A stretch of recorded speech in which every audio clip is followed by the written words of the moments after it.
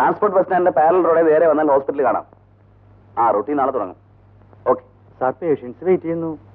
ആ ഹെഡ് നേഴ്സിനോട് വരാൻ പറയും.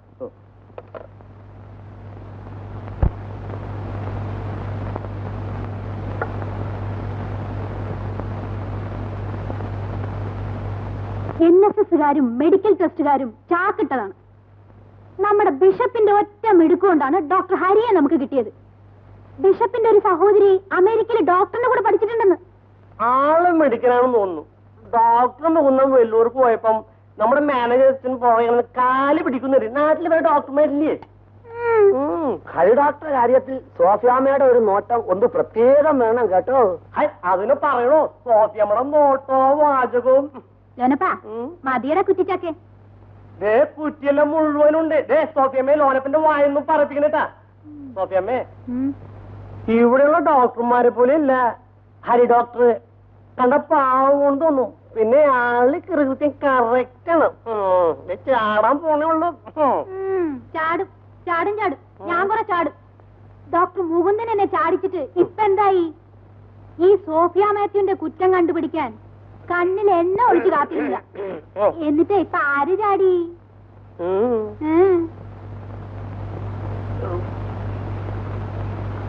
മതി എന്റെ സോഫിയമ്മക്ക് ജോലി ഉണ്ടെന്നേ. നീ പോടാണെന്ന്.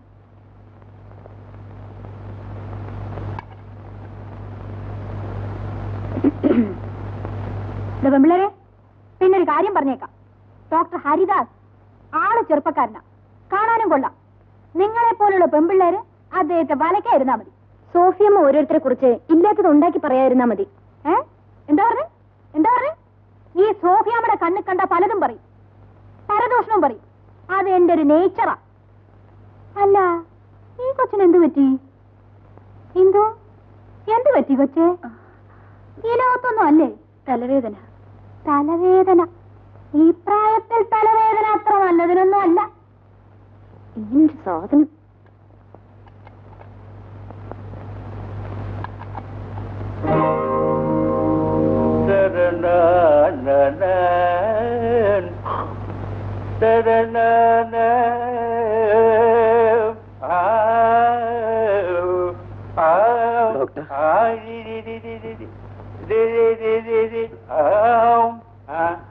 രണ്ടു ദിവസമായിട്ട് വല്ലാത്ത വയറുവേദന. ഇരിക്കാനും വയ്യ, കിടക്കാനും വയ്യ. ഗ്യാസ് ആണെന്നാ തോന്നുന്നത്. ഓ, ഗ്യാസ് ആണ്. താൻ തന്നെ അങ്ങ് തീരുമാനിച്ചാൽ മതി. ഡോക്ടർ, ഇത് ഗ്യാസ് തന്നെയാ. ഓഹോ, അങ്ങനെ ഗ്യാസ് പലയിട്ട് ഉണ്ടാകുകയും ചെയ്യും, പോവുകയും ചെയ്യും. അത് കണ്ടുപിടിക്കാനാണ് ഈ ഞാനിവിടെ ഇരിക്കുന്നത്. മനസ്സിലായോ? അടുത്തിരിക്കും.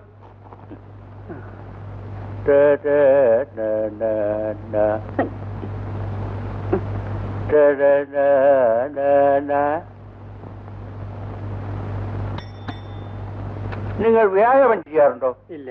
ആ, അതാ കാര്യം. ആ, നിങ്ങൾ വെളിയിൽ പോയിരിക്കും, ഞാൻ വിളിക്കാം. പോകും. കേടപ്പാ. അല്ല, ഈ ആൾക്ക് ഗ്യാസ് ആണെന്നാ പറയുന്നത്. ശീർഷാസനം ചെയ്താൽ പോരെ? കൊള്ളാം. ഡോക്ടർ അലോപ്പതി ഹോസ്പിറ്റലാണ്. ഡോക്ടർ ആയുർവേദ ചികിത്സ പഠിച്ചെന്ന് വിചാരിച്ച വല്ല ആസ്ഥാന ചികിത്സ ജോലി പോകുന്നിട്ടാ. ഞാൻ ഡോക്ടറുള്ള സ്നേഹം കൊണ്ട് പറഞ്ഞു തന്നെ, ക്ഷമിക്കണം. വയറുവേദനക്ക് പരാളിക്കും കൊടുത്താൽ പോരെ ഡോണപ്പാ? അത് മതി. 3 ദിവസം കഴിഞ്ഞിട്ട് എന്തെങ്കിലും കുഴപ്പമുണ്ടെങ്കിൽ പിന്നെ നോക്കാം. അയാളോട് വരാൻ പറയൂ. ഓ, ഇങ്ങോട്ട് പാടൂ.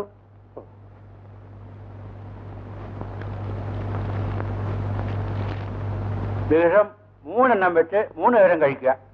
3 ദിവസത്തേക്കുണ്ട്. ഡോക്ടർ, ഒരു ഇഞ്ചക്ഷൻ എടുത്താൽ എന്റെ വയറ്റുവേദന മാറും. അത് ഞാൻ തീരുമാനിച്ചോളാം. തൽക്കാലം ഇത് മതി. താനിപ്പോ പോകും. ഇഞ്ചക്ഷൻ എടുത്ത് വല്ല റിയാക്ഷൻ ഉണ്ടായി എവിടെയെങ്കിലും വഴി കെടുത്തി എത്താൻ ഞാൻ പിന്നെ ജയിലിൽ പോയി.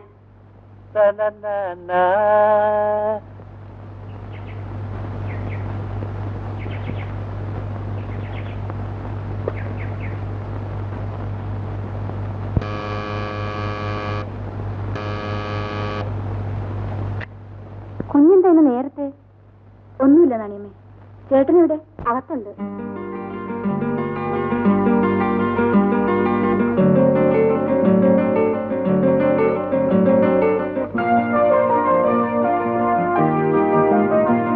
നീ എന്തായിരുന്നു നേരത്തെ? നിനക്ക് എന്ത് പറ്റി? വല്ലാത്ത തലവേദന. മരുന്നൊന്നും കഴിച്ചില്ലേ? ഇല്ല. നാണിയമ്മേ, ഒരു ചായ ഉണ്ടാക്കൂ.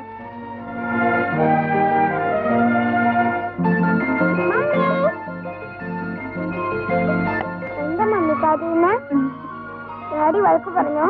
ഒന്നുമില്ല മോളെ. മോള് വാ.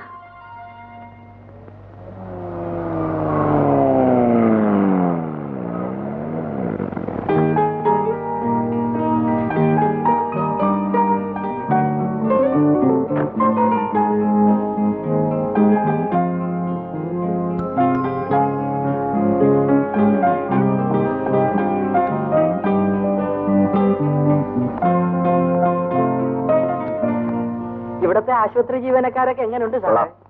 ഈ ആശുപത്രി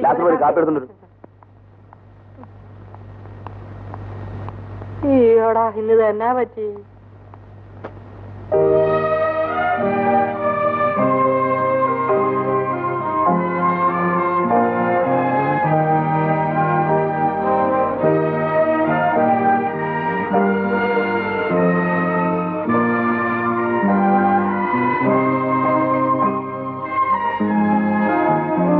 സാറേ കാപ്പി.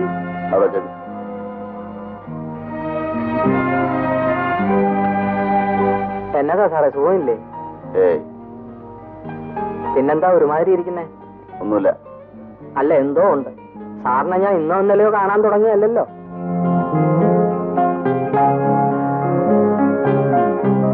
ലാസർ, ഓ,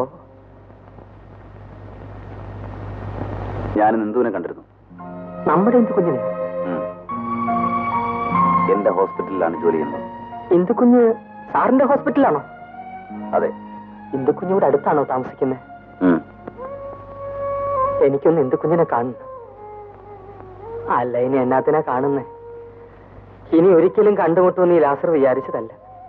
ഇപ്പൊ വേണ്ട സാറിന്റെ മനസ്സിന്റെ സ്വൈരം കെടുത്താൻ വീണ്ടും മുന്നിൽ കൊണ്ടുവന്നിട്ടിരിക്കുന്നു.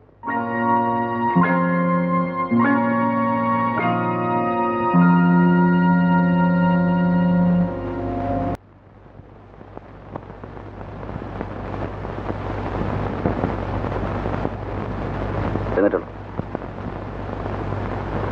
സിസ്റ്റർ, എക്സ്റേ ECG എടുക്കണം.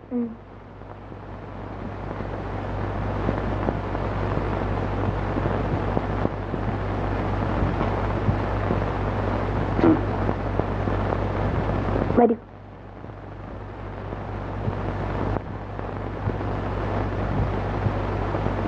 ഡോക്ടറെ വീട് എവിടെയാ?